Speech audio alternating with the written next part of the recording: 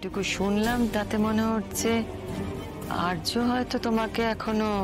আর্য একটা ভুলের মধ্যে আছে, আমি বোঝানোর চেষ্টা করলেও আর্য কিছুতেই বুঝতে পারছে না। তুমি কি চাইছো যে এই ব্যাপারে আমি আর্যর সাথে কথা বলবো?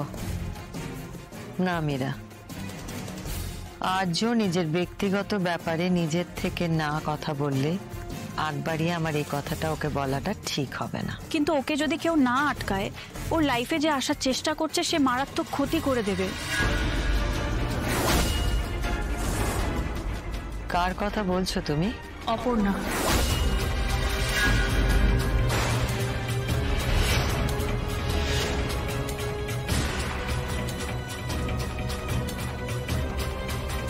দেখুন, অপর্ণার ব্যাপারে আপনারা কতটা কি জানেন আমি জানি না, হয়তো ভালোই ধারণা আছে, কিন্তু আমি এটুকু বলতে পারি শি ইজ ভেরি ডেঞ্জারাস। আর্যর লাইফে সুচ হয়ে ঢুকেছে, ফাল হয়ে বেরোবে। শি ইজ ভেরি ডেসপারেট, আপনাদের কোনো আন্দাজ নেই। অপর্ণাকে কাটানোর জন্য তুমি কতটা ডেসপারেট সেটাও আমি দেখছি। আর এমনিতেও তো নন গ্র্যাজুয়েট, কলোনিতে থাকে, তাই আর্যর জীবনে না ও শুধু টাকা পয়সা এবং স্টেটাসের লোভে আছে। মীরা,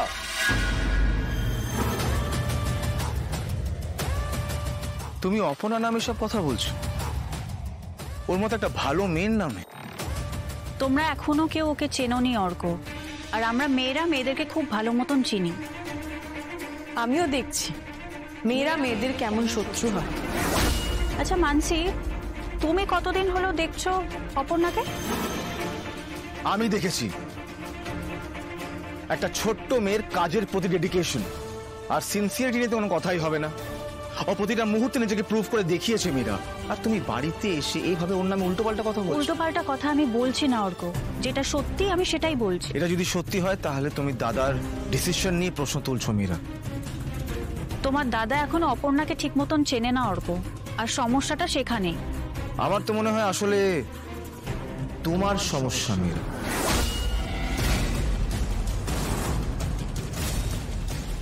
হোয়াট? তুমি আমাকে তুমি অপর্ণা নামে বলতে গিয়ে দাদাকে ছোট করছো। তোমার প্রবলেমটা কি অপর্ণাকে নিয়ে? অপর্ণাকে নিয়ে আমার কোনো প্রবলেম নেই। অ্যাকচুয়ালি আমি আর্যকে নিয়ে কনসার্নড। আমি সাবধান করছি যাতে আর্যর কোনো। দাদাকে নিয়ে ভাবার জন্য আমরা আছি। আমি শুধু জানতে এসেছি আর্য কোথায়। আর্য স্যার তো এখানে আসেননি। আসেননি সেটা আমি দেখতেই পাচ্ছি অপর্ণা, কিন্তু কোথায়? যদি আর্য স্যার কোথায় অপু কি করে জানবে ম্যাডাম? ও তো এই অফিস থেকে ফিরলো। অ্যাকচুয়ালি ও বাড়িতে ফেরেনি, আর আমি অনেকবার কল করেছি, আমার কল রিসিভ করছে না। বৃষ্টির জন্য মনে হয়, হয়তো অপুকেও ফোন করে করে আমরা পাচ্ছিলাম না ফোনে। আর্য স্যার বাড়িতেও যাননি? কেন বাড়ি যাননি সেটা তো ম্যাডাম অপুর পক্ষে কিভাবে জানা সম্ভব? আমি বলছি না অপর্ণা জানে, আমি শুধু জানতে এসেছি অপর্ণা কিছু অন্তত জানে কিনা।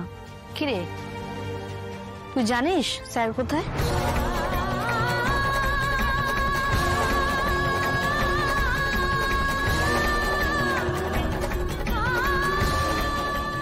না না, অপু কিছু জানে না, ও জানে না কিছু।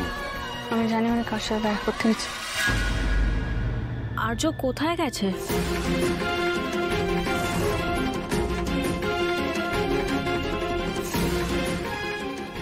আর কার সাথে দেখা করতে গেছে? তুমি কিছু। আপনি কি ওনাকে ফোন করেছিলেন এর মধ্যে? আমি এখানে আসার আগে পর্যন্ত ফোন করেছি, ফোন রিসিভ করছে না।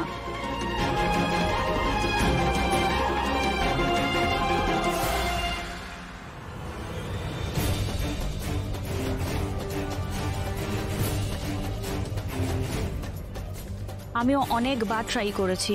আমার ইনফ্যাক্ট ওদের বাড়িতেও সবাই খুব টেনশন করছে। শোনো অপর্ণা, তোমার সাথে যদি কোনোভাবে যোগাযোগ হয় আমাকে প্লিজ জানিও। আমি এখন আসছি। কোথায় চলে গেলেন উনি? আমি ওভাবে চলে এলাম, উনি এখন। না তা নয় মানুষই, আর্যকে ফোনেও পেলাম না, আর ও একটা ফোনও করলো না। মা, মনে হয় দাদা কোনো কাজ নিয়ে ব্যস্ত আছে। তোমার মনে হওয়াটা ঠিক কিনা সেটা জানা দরকার অর্ক। আমি তাহলে একবার বেরিয়ে দেখি। আরে কোথায় দেখবে? আর্যদা কোথায় আছে তুমি জানো নাকি? রাস্তায় রাস্তায় কোথায় ঘুরবে তুমি? দাদা তো অনেক সময় অফিসে চলে আসে, আমি একবার অফিসে বেরিয়ে গিয়ে দেখি। তাহলে সেটা অফিসে ফোন করে জেনে নাও। আর কিছু নয়, আর্যকে ফোনে পেলেও হতো। ঠিক আছে, আমি ফোন করে দেখছি। দাঁড়াও। ফোন একটা সময় অবধি বাজছিল, এখন আবার নট রিচেবল বলছে। হতে পারে নেটওয়ার্ক ছিল না, তাই কল করতে পারছে না। এরকম আগে কখনো হয়নি, আর সেটাই ভাবাচ্ছে আমাকে। আগে কখনো হয়নি বলে যে কখনো হবে না তা তো নয় না আর্ক। হ্যাঁ তা হয়, কিন্তু যদি অন্য কিছু হয়, মানে কোনো বিপদ। না না, আমি একবার গিয়ে খোঁজ নিতে। আরে খেতে বসে উঠে যাচ্ছ, ডিনারটা করে যাও। মানসি, এত চিন্তা নিয়ে খাওয়া যায় না, প্লিজ। দেখলেন তো, আপনি আপনার টেনশনটা অর্কর মাথাতেও ঢুকিয়ে দিলেন। ও খেতে খেতে চলে যাচ্ছে। অর্ক, হ্যাঁ মা। দাঁড়াও। হ্যাঁ, তুমি কি যেন বলছিলে মানসী? আমি তো চুপচাপই বসেছিলাম, তুমি যদি কথাগুলো না শুরু করতে তাহলে এই এতগুলো কথা আসতো না। অর্ক। হ্যাঁ মা। কিঙ্করকে একটা ফোন করো, ও কিছু জানে কিনা সেটা জিজ্ঞেস করো, আর না জানলে খোঁজ নিয়ে আমাদের জানাতে বলো। ঠিক আছে।